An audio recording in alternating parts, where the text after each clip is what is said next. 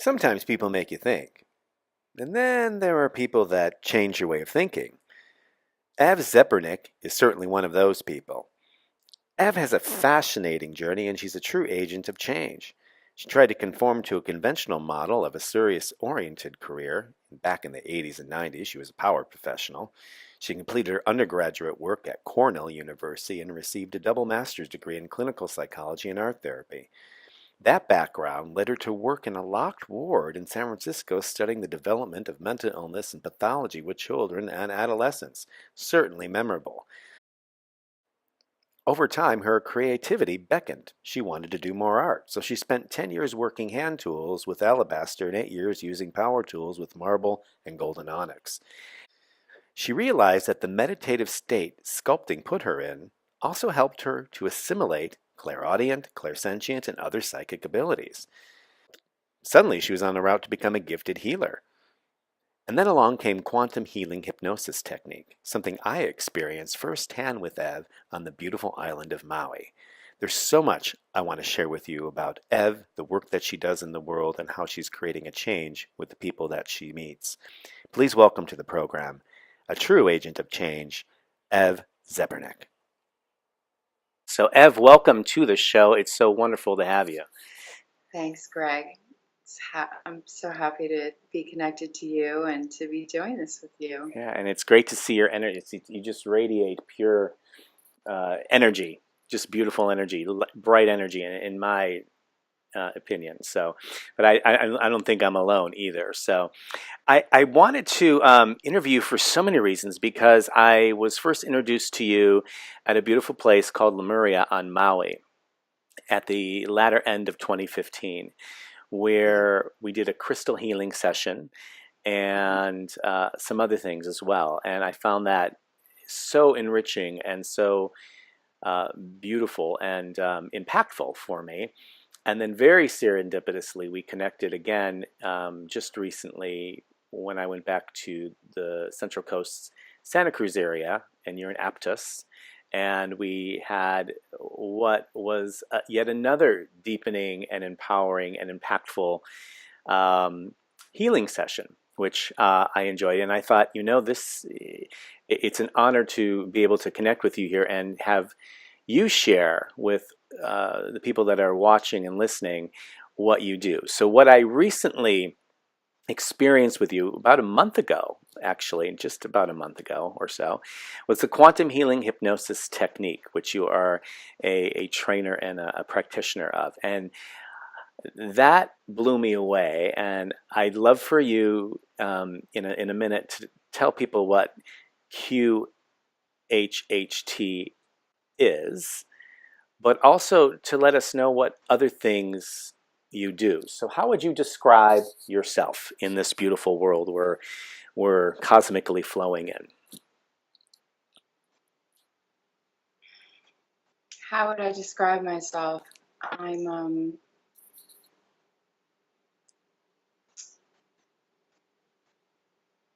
I have always been called to be on a team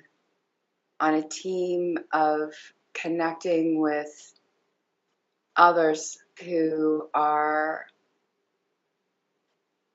in this world to assist in a global awakening, a global consciousness raising, opening up our minds and our hearts to accepting all beings. And that includes our human friends and families and beings and sisters and brothers around the world as one and in peace and harmony, as well as the multidimensional realities that are opening up to becoming very much a part of the human collective consciousness.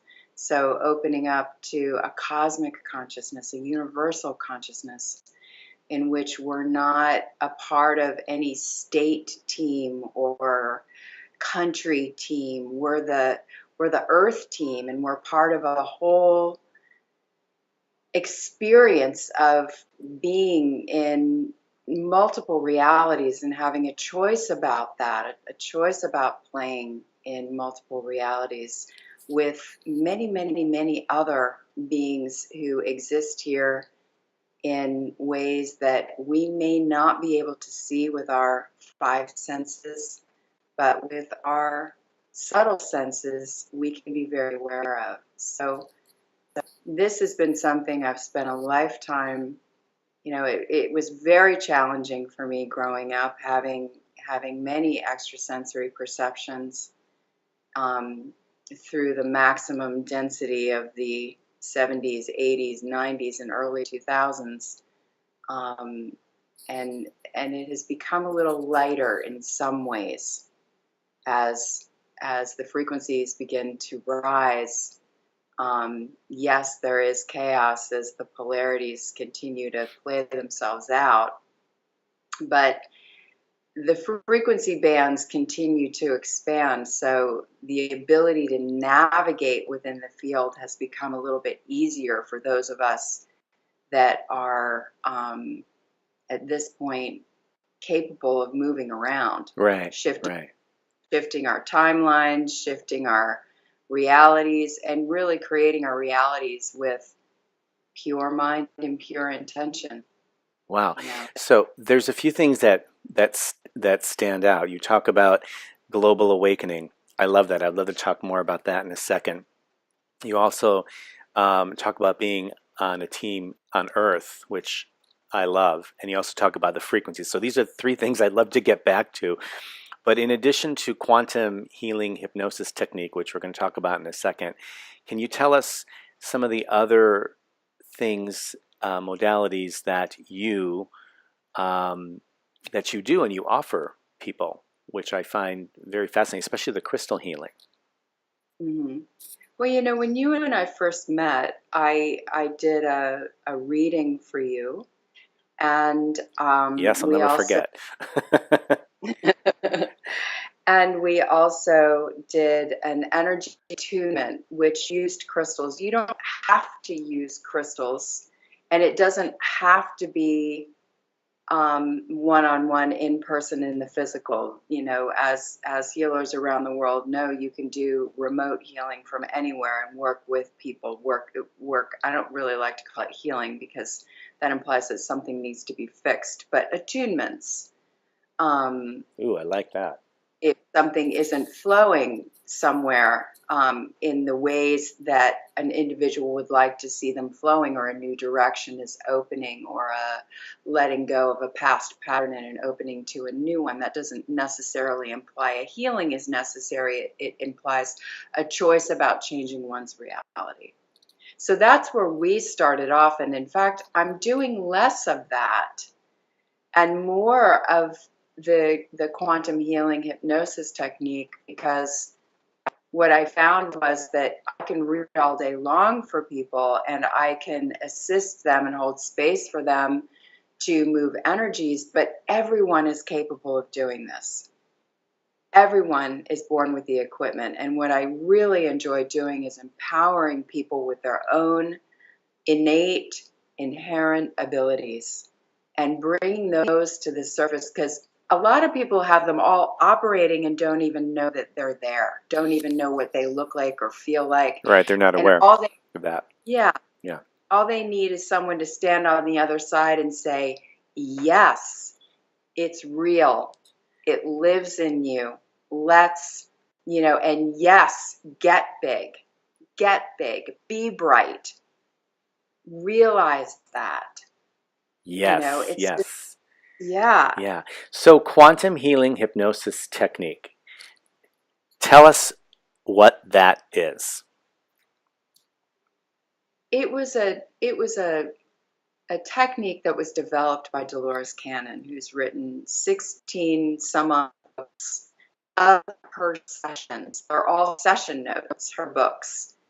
And it's not your ordinary past life regression, because the whole idea of it being hypnosis is really a misnomer, in my opinion. I hope that doesn't offend anybody in the field. But it's really about using language in a guided visualization to help an individual to relax. It's kind of a yoga nidra into a state where they can access the theta brainwave state, where they can relax into that place that yogis go to in order to step out of time, to step out of the bounds of their conceptualized mind and into the spaciousness that you can move about in different timelines and different densities and different realities and go wherever you want.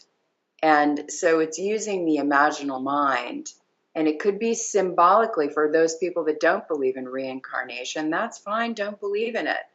But it's using the imaginal and symbolic mind to be able to convey a story. So basically, this is a part of yourself that may be subconscious or unconscious, that in that relaxed state. And some people go somnambulistic. They go out, they don't remember a thing. You know, it depends on how much people are willing to loosen their grip, right? To let go of their control. And it depends on how over-exercised their left brain has been. That's the thing right there, right? Right? Yeah. And how much they're able to communicate between their left-right brains. I mean, some people have accelerated so much in their left brain that their right brain is really quite atrophied. And so that imaginal, symbolic, intuitive, you know, where all the clairs come from is that innocent, that place of innocence is where intuition is born. Right. And so somebody comes to you, they want to experience this. What can they experience? I mean, I could share what I experienced because when I listened back, because I was replaying that for quite a while, especially in the air when you told me to fly when I was flying, to listen to it in the air, which was great. It was just like, she's right. I listened to this. There's something about that. I don't remember half. I don't remember half of a lot of those things that I said in that session. So tell those who are listening what they can experience if they were to go and want to do something like this. They come to me with their questions. They write down a huge list of questions. And they're the channel. They are their own channel. They are their own source. So it all comes from them. I ask them their questions. In order to get them to the level of depth of letting go, we hope, we go through this guided visualization. And they're lying down with their eyes closed. We're trying to get into a very relaxed state. And then we open up the door basically for them to explore. They could explore parallel realities, future realities, the past, or the imaginal storytelling, symbolic dream state in whatever way it may look like. This could be an extraterrestrial life. This could be your normal past life. This could be a very modern life that some perceive as a parallel life. You never really know where people want to go. And the sky is really the limit in terms of where they do go. Some come back as a dolphin in the ocean or moss on a rock at the bottom of a creek. So it's really out there, but the story always speaks to, at the end, I ask, how does this story relate to, why did you choose subconscious, superconscious, higher self? Why did you choose this story to tell so-and-so now? And then they say, right then, well, this parallels this, we told her this, so she would remember this, or he would remember that. And so we go through 1, 2, or 3, depending on the length and the depth of where the story goes. And at this point, usually people are dropping deeper and deeper and deeper into relaxing into this place. I mean, it's like they become the child that they're telling the story to. So it opens up that place of innocence within them. Right, right. And then we move them deeper into, let's talk to your are we talking to your subconscious, superconscious source consciousness? And if they're ready, then I begin to ask them their own questions. And from that place, they're able to answer their own questions. And it's really quite remarkable, some of the things that they come out with. I bet. Because Some of the things I part came of it, out with were like, what? right. I was And part of it fascinated. is we make a list of physical issues that may be happening. And someone may come in and say, oh, I've got this thing. I really want to get rid of it. It's, been bothering me for years. And then they'll be in this state of trance and they'll say, oh no, we can't take that away, because the purpose, lesson, and meaning of that is to remind them of this. And unless they do this, this, and this, and they establish their own sort of prescription for healing, then we're not going to heal this. It is possible, if the soul has learned the lesson, for instantaneous healing. And that's entirely up to the individual at the soul source level, Right. for that healing to take place.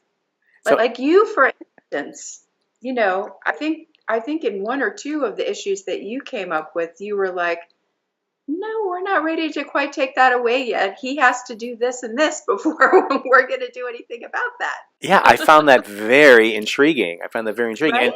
And I found that the whole process of it very fascinating to me, because a lot of what you're saying and a lot of what was experienced, it really busts a lot of myths. And again, the reminder that, the answer, and it's good to obtain knowledge and to get information, but the answers are within us, and we have the power within us, and that's what I love what you're saying. Exactly.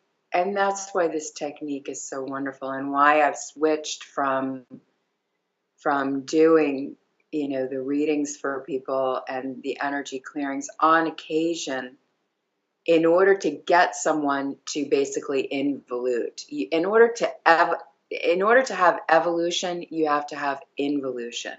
Hey, describe So, that. well, in order for someone to evolve, they have to involve. They have to be willing to go within, to go within the depths of their own being, to resource themselves. And if they've got any samskaras or emotional patterning, and just by being born into a body, and I don't care if you're a freshie off the spaceship, you're born into a body, and the DNA itself of the lineage that you jumped into a physical form, you're inheriting those samskaras from that fractal lineage and all fractal lineages, because we are a part of the human collective. It's in our DNA. And so when you are healing yourself, no one's really healing themselves. They're doing it for everybody. And that's where the transpersonal Wow. is starting to take over more and more. It's not personal. None of it is ever personal. We come here to individuate because we get to put on these human flesh coats and feel like we're kind of separate and have an individual experience. But that's an illusion. And, this DNA that we've got, and the whole human genome and gene pool and all that, it's a collective. The collective consciousness of all of it is connected in sort of this hive thing. We all feel all of it. When we do it for ourselves, we're doing it for everybody. Right. Well, and then in a way, so then um, uh, people say they can go into a room and they pick up on energy, right? So in a lot of ways, we're all very empathic. We're all very intuitive. It's just a degree that we're either aware of it or we exercise that. That's what you're saying too. I am. And what's so interesting about that state is that You know, if you're picking up on the energy of others, which we all do, but if you have a reaction to somebody else, a reaction to something in the room, that reaction, what it's picking up on is you're beginning to vibrate to somebody else being close to you. There's a resonance. You're pinging each other back and forth energetically. But if you have a reaction within you, good, bad, or neutral, whatever it is on that continuum, it's bringing up something in yourself to let you know that whatever that person's got going on, and no matter how dramatic it is, it's reflecting, it's mirroring something that you've got going on within yourself. Right. So Whoa. this, Whoa. So that's another myth buster, because I mean a lot of people, well, we want to think that everything out there is the cause of something, and this is trippy, because it's really our reaction to the circumstances that are occurring that really cause the quote unquote suffering and the annoyance or whatever in this life. totally. Yeah. Yeah. And so, when you want to point the finger and blame someone out of yourself for whatever way that they're acting out, yes, it may be true that they're acting out, but if you are reacting to their acting, then you are perpetuating the polarity. You are perpetuating the continuation of that pattern. If you can act if you can respond from a neutral place, then that means that whatever issue is being played out, it's not resonant within you. So if someone is acting out in an angry way and you get angry back, basically what it's showing you is the other person has their own agenda to clean up their own side of the street, but within you there's something to look at. Because if you find that you are reacting to somebody else's behavior in anything but a neutral way, then there's something for you to look at within you. Right. Right. Does that make sense? Makes sense to me. And Oh, I want people, whoever's listening, those that want to comment, feel free at the bottom of this video too. Um, so why would you say stepping into this type of um, uh, healing, for lack of a better word, or attunement, is important now in this time that we're living in?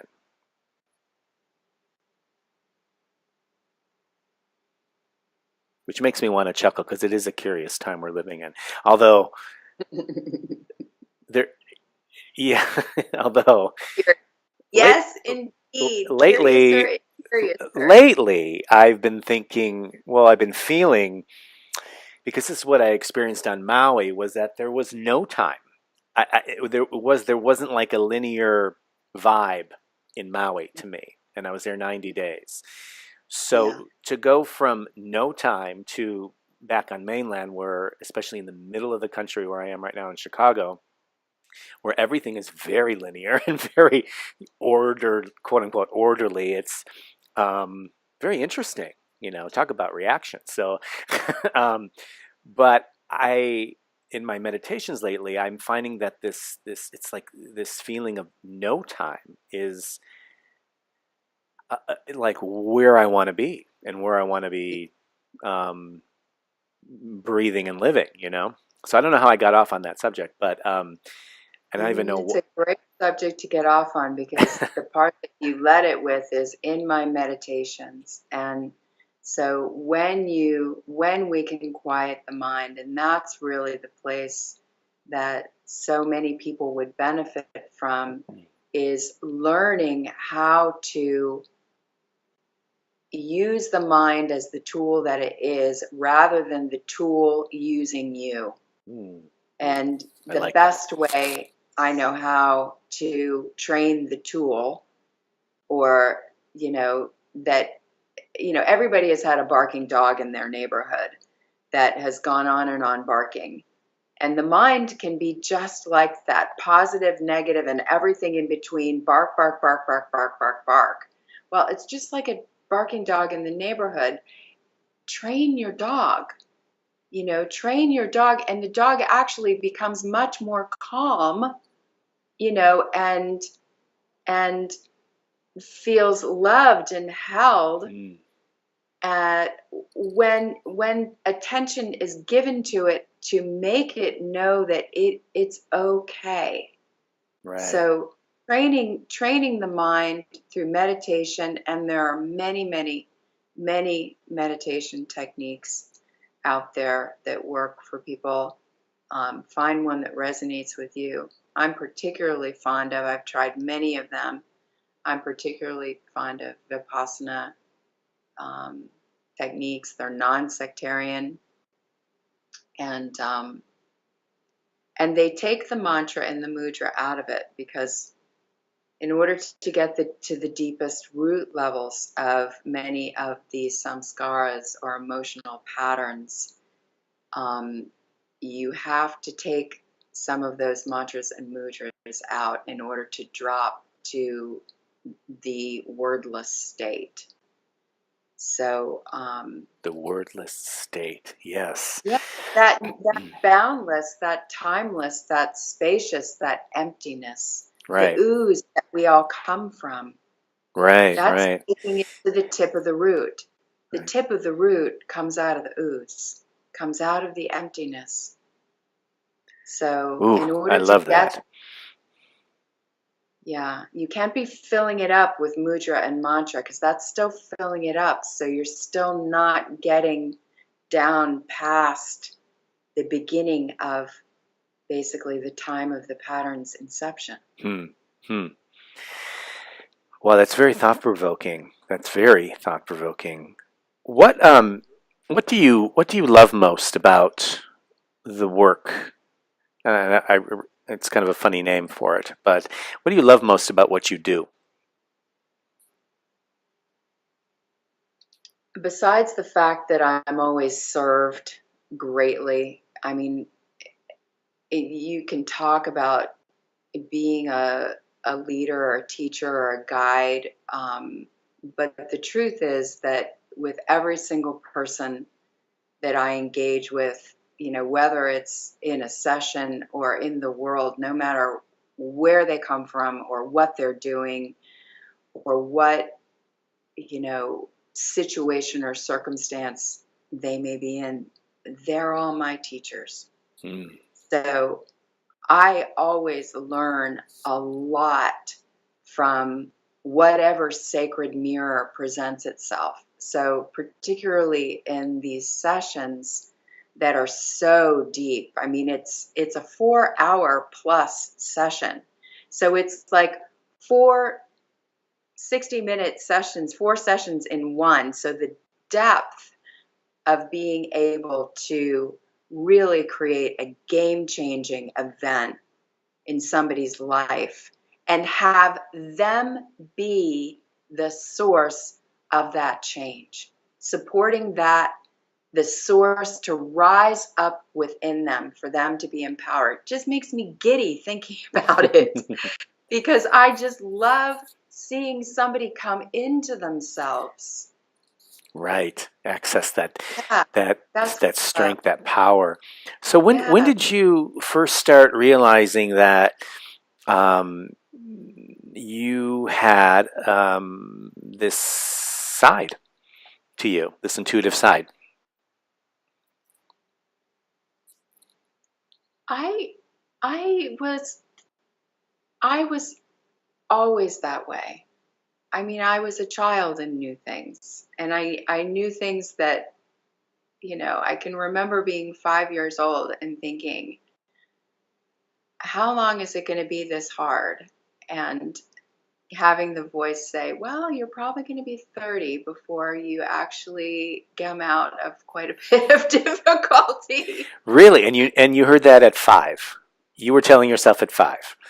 I did. I came in pretty awake and aware, but then, like so many children, I mean, mothers and fathers can attest to the fact of the things that come out of their children's mouths, especially the children of today. My goodness gracious, the avatars and bodhisattvas that are in, radiating light through this younger generation, and these new beings that are coming into the planet is just so inspiring.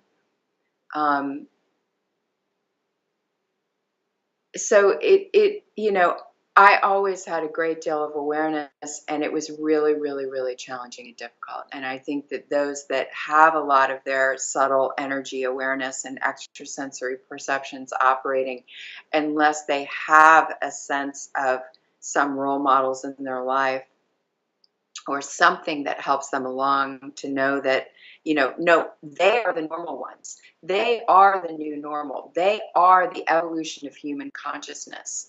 They are where humanity is going towards. Right. Even if no one around you is, they're all into being consumers and into the materialistic world or whatever it is they're into, they are the future of the now. And if you don't have those support systems within you, or that strong connection to spirit of, everything's going to be okay, and that faith, that inner faith, then it can be quite challenging. Mm-hmm. Yeah, to be able to have to feel that much, to know that much beyond what is the ordinary perception field. And I myself, having very few resources of anybody telling me anything than take a pill and make yourself right so that you can be the power professional that you're supposed to be, and everything else, I chose all kinds of distractions and ways to numb myself out, and I tried to be normal the way that I thought you were supposed to fit in, and be a part of the collective trance, right? Right. The trance of making like everybody else and not standing out in any kind of way. I spent a couple decades just suppressing with, neuroleptics and, anything else I could get my hands on that I could do, distract myself with, if it wasn't this, that, or, I mean, there's so many things. Right. So was there a moment or a series of moments where it hit you, where you thought, where you got it, it's like, I want to do something with this, I want to give back? And if so, what was that like? Oh, I always wanted to give back, but I felt just crippled to be able to get beyond my psychic sensitivity and figure out how to access Earth. I just, in the ways that, we have to use money, and the ways that you have to, the ways that the system is organized right now is built on a construct of power over and uniformity and suppression of a lot of the free and creative spirit. And so it was a series of becoming more acclimated and finding resources and spiritual challenge and spiritual awakening. And to be quite honest, I didn't really even reach any level of being anywhere what anyone would consider successful until my mid to late 40s. And so it's been a very humbling life. And I'm sure it was perfect in every way. I have enormous amount of compassion for people in how they manage in the state of the world as it is, and all this competition who are we competing against? Right. That's the thing, especially We're now. on the same team. Yeah. Yeah. So you talk about the state of the world and Team Earth, and um, where where would you say we are as uh, a group of humans on this beautiful planet Earth? What's going on energetically? That's very interesting times, right? It's a very complex stabilization process. So Ooh, there's, describe that. well, you know, it doesn't make any sense sometimes when we look at, for instance, our political situation at the moment. And it doesn't make any sense that there are, wars happening, all manner of realities that are existing around the world where human rights are being violated. The rights of free will and free speech and free actions and being able to move about the planet beyond borders. And so I think at the base of it, just this inherent faith that, sorry, we got a That's little okay. You're still wonk there. there. Yay. Still here. Um, I think that there's that beyond the I'm going to say illusion, which most people living those realities could say, how can you call this illusion? This hurts. This hurts, or this doesn't feel good. This may be illusion to you because you're not living that reality, but it's true. And I think right now that just creating in your mind, using words and tones, speaking to others as you would be spoken to, treating others as you would have others treat you, that the golden rules Mm. of right action and right speech, noble speech, in the face of what is not love, in the face of what is not the truth that you wish to be, but being that anyway, no matter what you are met with, living your Ooh. truth. Yes. Yes. That is the song that every individual needs to sing and hold fast to. Well, that's very eloquently put. I mean, you're saying that, and I'm feeling the energy emanating off of you when you say that, because that's very impactful. We have a few minutes left, and I wanted to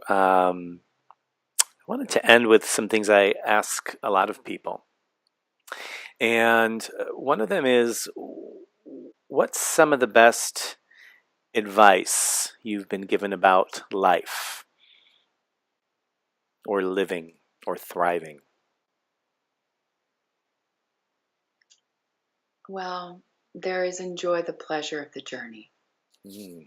Oh, I like that. Yeah, it really comes down to your attitude, right? Because any situation that you're met with, no matter how it may look from the onset, know that you can shift your perspective. And if you're looking at something head on, you can look at it from the exact opposite side, or on top or down below, looking at it from a different perspective. And sometimes it helps to talk to others to get a different perspective. But that your attitude, your receptivity, and in reception, you have to be incredibly vulnerable to receive.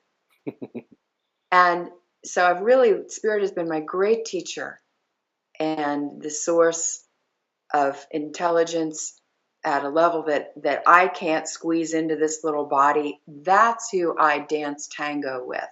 That's who I follow the inflection of, when I refer to spirit, it is that aspect of myself that exists at the source level that is way bigger than what can fit in this itty bitty human flesh coat.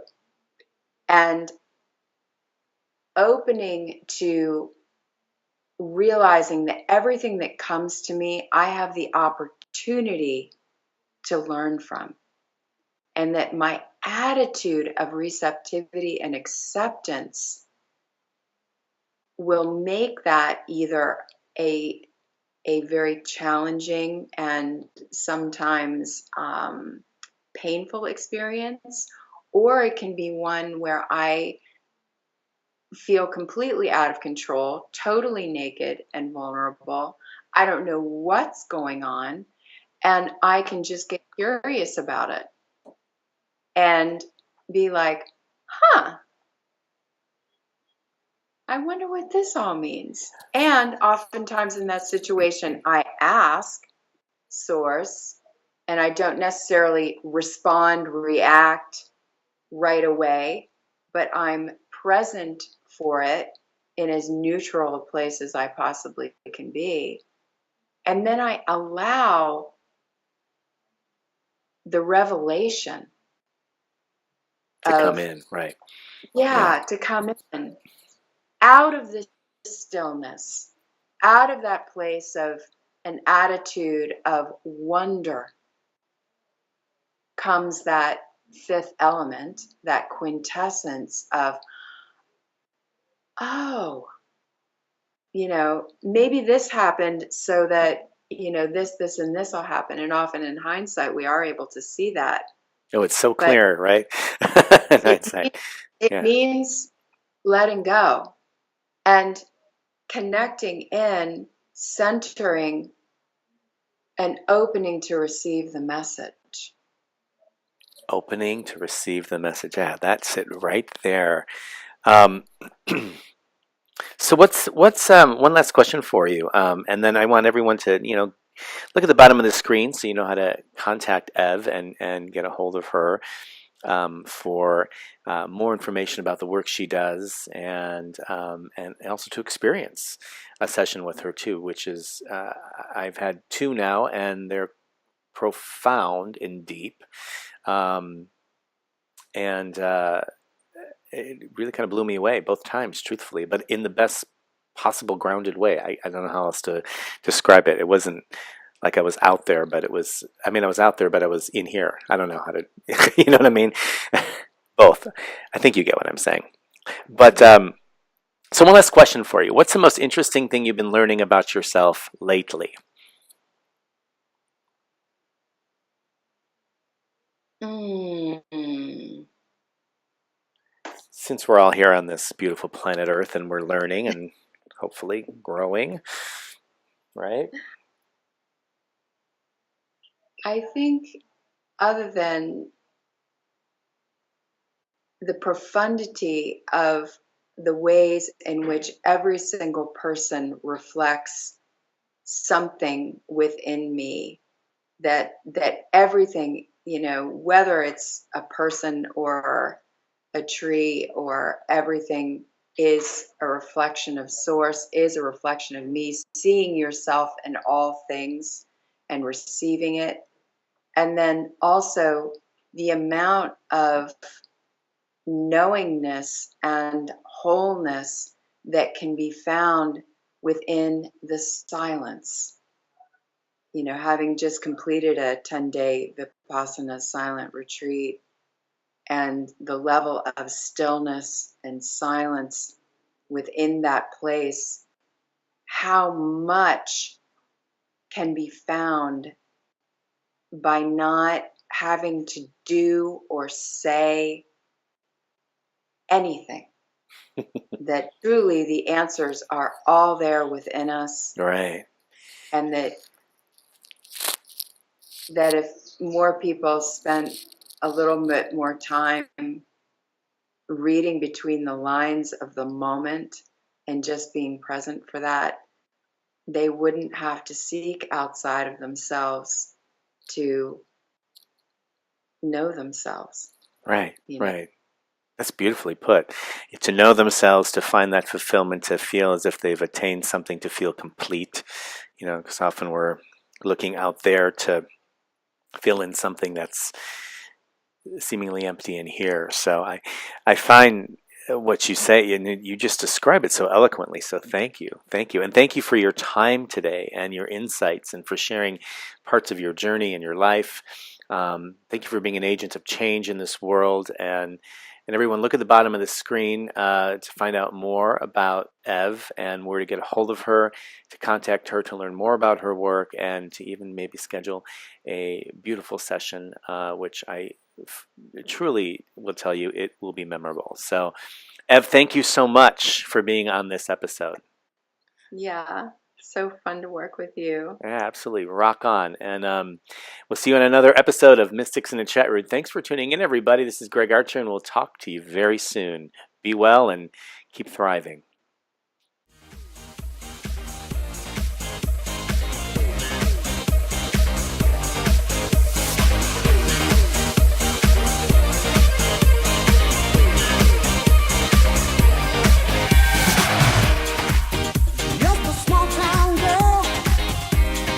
Living in a lonely world. She took